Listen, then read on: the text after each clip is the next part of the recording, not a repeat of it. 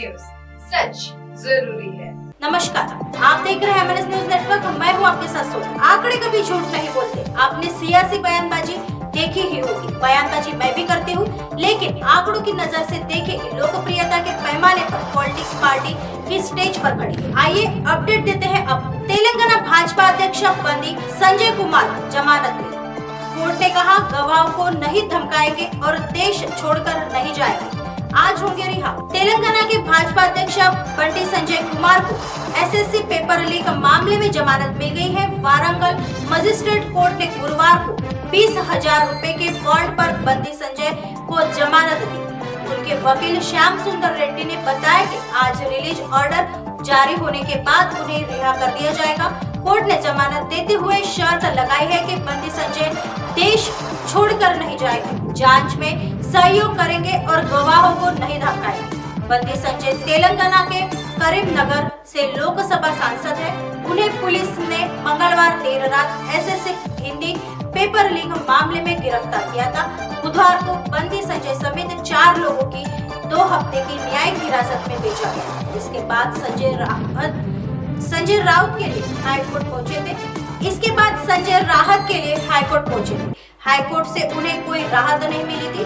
Court से उनसे स्थानीय कोर्ट में याचिका लगाने को कहा था। साथ ही मामले की सुनवाई 10 अप्रैल को करने की बात कही थी। पुलिस के मुताबिक 4 अप्रैल को वारंगल में राज्य में secondary school certificate SSC board के हिंदी का एग्जाम शुरू होने के कुछ ही देर में पेपर लीक हो गया था। पुलिस ने इस मामले में बंटी संजय को आरोपी बनाया था।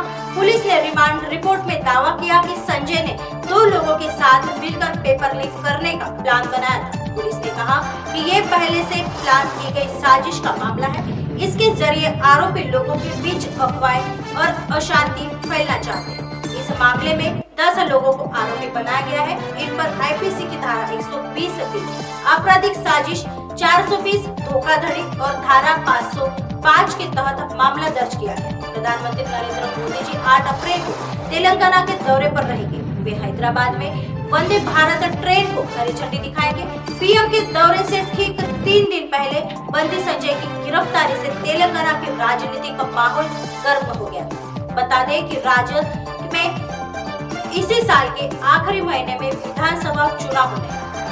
एक और अपडेट सामने लेकर आई हूँ बीजेपी को लेकर। बीजेपी का 44वां स्थापना दिवस।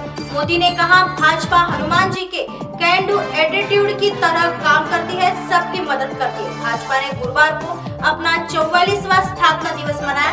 इस मौके पर पीएम मोदी जी ने कार्यकर्ताओं को 45 मिनट तक संबोधित किया। आज हनुमान जयंती के है तो उनके कामों का उदाहरण देकर भाजपा की कार्यशैली का जिक्र किया। उन्होंने कहा कि भाजपा हनुमान जी के कैन डू एटीट्यूड की तरह काम करती है और सबकी मदद करने की कोशिश भी करती है। पीएम ने जनसंघ और आज की भाजपा की बात की। कहा कार्यकर्ता अति आत्मविश्वास में ना रहे, लोगों से जुड़े। कांग्रेस और दूसरे विपक्षी दलों पर निशाना साधा। कहा कि कांग्रेस और दूसरे विपक्षी दलों पर निशाना साधा।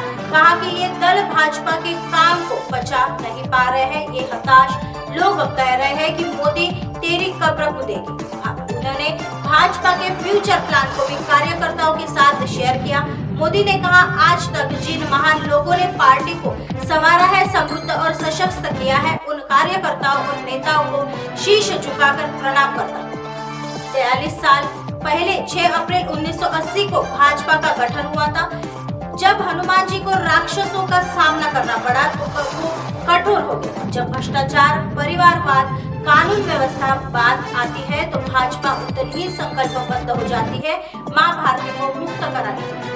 हनुमान जी का पूरा जीवन देखें तो उनके भीतर का कैन डू एटीट्यूड और संकल्प शक्ति हर प्रकार की सफलता में बहुत बड़ी भूमिका अदा करती है। बहुत सी काज कठिन जग माही, जो नहीं कोई तात तुमका। ऐसा कोई भी काम नहीं है जो हनुमान नहीं कर सकते। लक्ष्मण पर संकट आया तो हनुमान जी संजीवनी पर्वत ले आए। भाजपा भी लोगों की समस्या हल करने के लिए ऐसा प्रयास करती रही है, करती रहेगी। राम काज किने बिनु मोहि कहा बिश्रा। एक और अपडेट लेकर सामने आई हूँ। झूठे आरोप लगा बार बार गलती कर रहे राहुल। अडानी केस पर सीतारमन का हमला, कहा गड़बड़ी कांग्रेस सरकारों वाले राज्यों में हो। केंद्रीय वित्त मंत्री निर्मला सीतारमन ने अडानी मुद्दे पर प्रधानमंत्री नरेंद्र मोदी पर झूठे आरोप लगाने के लिए आज कांग्रेस नेता राहुल गांधी पर जमकर निशाना साधा।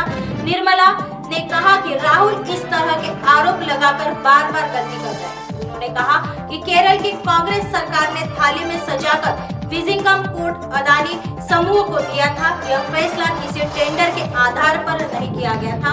राजस्थान में अडानी की कंपनी को एक सौर ऊर्जा प्रोजेक्ट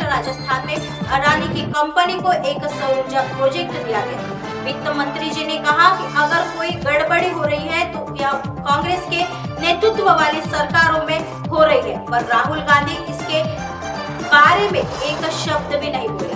राहुल सबक नहीं सीखे। बेंगलुरु में प्रेस कॉन्फ्रेंस में निर्मला जी ने कहा कि अगर राहुल गांधी वास्तव में सोचते हैं कि अडानी को ये सब अनुसूचित लाभ दिए गए तो यह सच नहीं है। निर्मला जी ने कहा कि हमने देखा कि 2019 के चुनाव से पहले भी राहुल ने ऐसे आरोप लगाए थे। वे भाजपा फिर से आरोप लगा रहे हैं।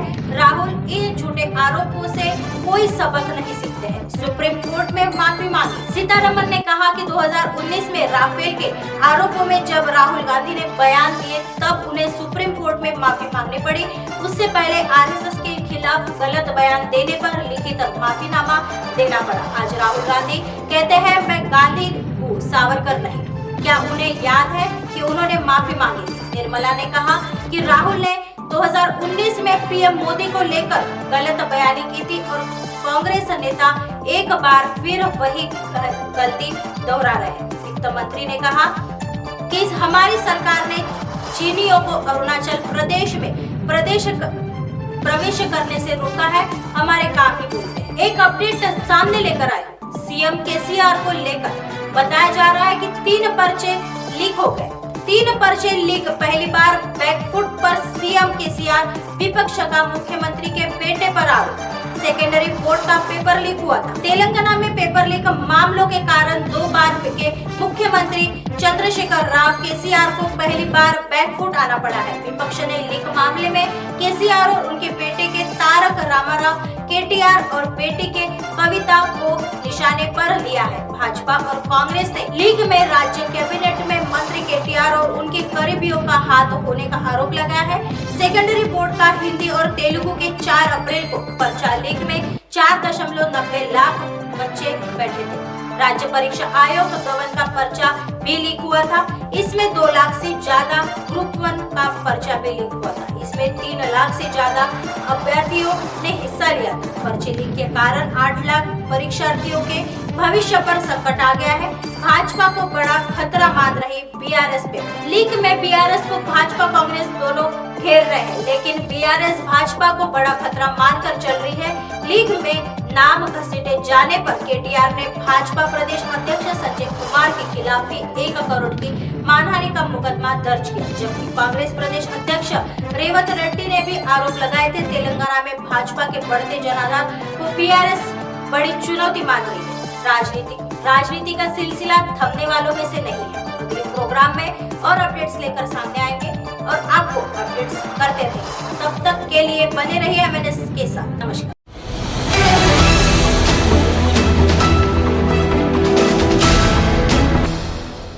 ये है एमएनएस न्यूज नेटवर्क और आप देख रहे हैं एमएनएस न्यूज।